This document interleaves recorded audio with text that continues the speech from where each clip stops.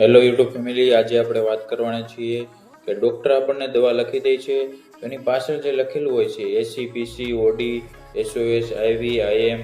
એનો મતલબ શું છે હું તમને ગુજરાતીમાં સમજાવું છું. તો વિડીયો સેવ કરી લેજો, સબસ્ક્રાઈબ કરી લેજો અને લાઈક કરી દેજો વિડીયોને. એસી એટલે ખાધા પહેલાં, પીસી એટલે ખાધા પછી, ઓડી એટલે દિવસમાં એકવાર, બીડી અથવા તો બીઆઈડી લખેલું હોય તો દિવસમાં 2 વાર, ટીડીએસ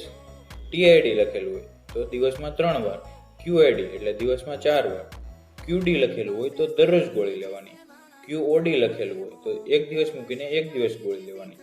ક્યુએચ એટલે દર કલાકે ગોળી લેવાની, ક્યુ4એચ એટલે દર 4 કલાકે એક ગોળી લેવાની, ક્યુએએમ એટલે દરરોજ સવારે ગોળી લેવાની, ક્યુપીએમ એટલે દરરોજ રાત્રે ગોળી લેવાની, ક્યુડબલ્યુ જો લખેલું હોય તો અઠવાડિયે એક જ વાર ગોળી લેવાની, ટીડબલ્યુ લખેલું હોય તો અઠવાડિયે 2 વાર લેવાની, પછી બીબીએફ લખેલું હોય તો નાસ્તો કર્યા પહેલા લેવાની ગોળી, જો બીડી લખેલું હોય તો ડિનર પહેલા લેવાની, એસઓએસ અથવા તો પીઆરએન લખેલું હોય તો જ્યારે જરૂર પડે ત્યારે જ ગોળી લેવાની, સ્ટેટ લખેલું હોય STAT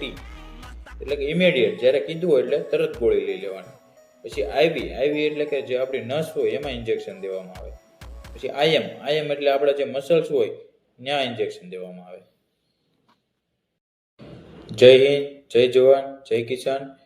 જય ગૌ માતા.